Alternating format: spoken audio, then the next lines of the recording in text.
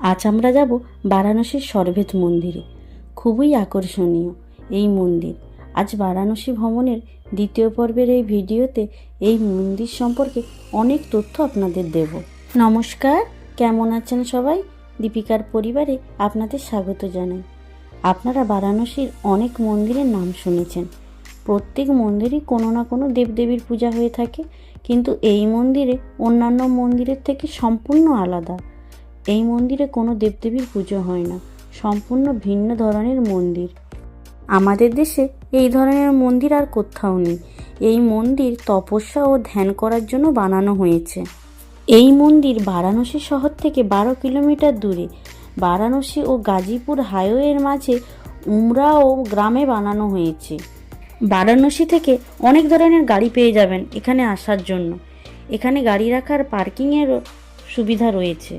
ক্যামেরাতে বানানো এই ভিডিওটি মন্দিরটা যতটা না সুন্দর লাগছে, সামনে থেকে আরও বেশি সুন্দর লাগে। এত বড় এত সুন্দর মন্দিরটি 80,000 স্কোয়ার ফিট বা জায়গা জুড়ে বানানো হয়েছে। 7টি ফ্লোর নিয়ে এই মন্দিরটি নির্মাণ হয়েছে। সামনে যে পদ্ম ফুলটি বানানো হয়েছে তা 125টি পাপড়ি দিয়ে বানানো। সরভেদ একটি গ্রন্থের নাম। এই গ্রন্থ থেকে আপনারা যোগ সাধনা এবং জীবন কিভাবে অতিবাহিত করা উচিত, কিভাবে আনন্দে থাকা যায় তার জ্ঞান অর্জন করতে পারবেন। আর এই গ্রন্থের নাম অনুসারে এই মন্দিরটি নামকরণ করা হয়েছে। আমরা এবার মন্দিরের ভিতরটা দর্শন করব। দেখুন কত সুন্দর ভিতরের কারুকার্য। দিনের আলোতে মন্দিরটি ভীষণ সুন্দর লাগে, কিন্তু সন্ধ্যার অন্ধকার নামার সাথে সাথে মন্দিরের সমস্ত আলো জ্বলে উঠলেও মন্দিরটি আরও আকর্ষণীয় হয়ে ওঠে। দীর্ঘ 20 বছর ধরে মন্দিরের নির্মাণের কাজ চলার পর বর্তমানে মন্দিরটি খোলা হয়েছে সমস্ত দর্শনার্থীদের জন্য, কিন্তু এখনও মন্দির নির্মাণের কাজ সম্পূর্ণভাবে সম্পন্ন করা হয়নি। এখনও প্রায় 1 থেকে 2 বছর এই নির্মাণের কাজ চলতে পারে। এই মন্দির চত্বরে 101টি সুসজ্জিত ফোয়ারা নির্মাণ করা হয়েছে।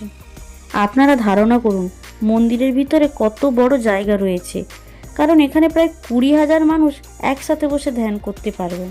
এই মন্দিরের দেওয়ালে প্রায় 4,000 সরভেদ শ্লোক লেখা রয়েছে। এই মন্দিরে প্রবেশ করলেই মনের মধ্যে শান্তির অনুভূতি অনুভব করবেন। দেখুন ভিতরের কারুকার্য মনকে শান্ত ও মুগ্ধ করে তুলেছে। কতই না সুন্দর দেওয়ালের গলি। বর্তমানে শুধু গ্রাউন্ড ফ্লোরে দর্শন করতে পারবেন। সম্পূর্ণ মন্দিরটি দর্শনের জন্য খোলা হয়নি এখনো। অপূর্ব সুন্দর লাগছে মন্দিরের ভিতরে সমস্ত কারুকার্য। আমি ভাষায় বোঝাতে পারবো না, কিন্তু সামনে থেকে দেখলে মন ভরে যাবে আপনাদের। এখানে বসে আপনারা ভজন শুনতে পারেন, না হলে ধ্যানও করতে পারেন। মন্দিরের মূল অংশে সদ্গুরু সদাফল দেবগুরু মহারাজের প্রতিমা রয়েছে। সরভেদ গ্রন্থ থেকে যে যে বিষয়ে আপনারা জানতে চান তা এই মন্দিরের দেওয়ালে যে শ্লোক লেখা রয়েছে তা পড়ে জানতে পারবেন। স্তম্ভের গায়ে পাথরের খোদাই করা কারুকার্য আপনাদের নজর কাড়বে। একদম নিখুঁতভাবে বানানো হয়েছে। এই মন্দিরের ভিতরে ক্যামেরা নিয়ে আসা বারণ ছিল, কিন্তু ভিতরে প্রবেশ করেই দেখলাম সবাই ছবি তুলছে, ভিডিও বানাচ্ছে, তাই আমি ভিডিও বানিয়ে নিয়েছি। হয়তো মন্দিরটি সম্পূর্ণ হয়ে গেলে আর ভিডিও বানাতে বা ছবি তুলতে দেবে না, তখন হয়তো নিয়ম শৃঙ্খলা অনেক বেশি কঠিন হয়ে যাবে। শান্ত পরিবেশে এই জায়গাটার সম্পর্কে যতটা বলেছি তা যেন কম হয়ে যায়। মন্দিরের দেওয়ালে অনেক ধরনের পশুর প্রতিকৃতি বানানো হয়েছে, কিন্তু লক্ষ্য করলাম দেওয়ালের হাতির প্রতিকৃতি অনেক বেশি। হাতের প্রতিকৃতি এত বেশি কেন তা আমার জানা নেই। আপনাদের জানা থাকলে অবশ্যই কমেন্ট করে জানাবেন।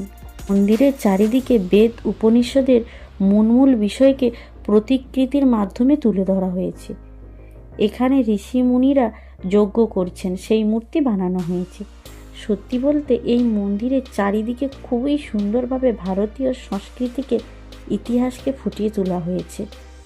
যজ্ঞ, বিহঙ্গম যজ্ঞ, ধ্যান সম্পর্কে যদি কিছু জানার থাকে তাহলে এখান থেকে আপনারা জানতে পারবেন। এখান থেকে বিভিন্ন দুরারোগ্য ব্যাধির ঔষধ সম্পর্কেও জানতে পারবেন। আজকের পর্বের ভিডিওটা এখানেই শেষ করছি। ভিডিওটি কেমন লাগলো তা অবশ্যই কমেন্ট করে জানাবেন। ভালো লাগলে লাইক ও সাবস্ক্রাইব করে দেবেন। সবাই ভালো থাকবেন, সুস্থ থাকবেন, সাবধানে থাকবেন।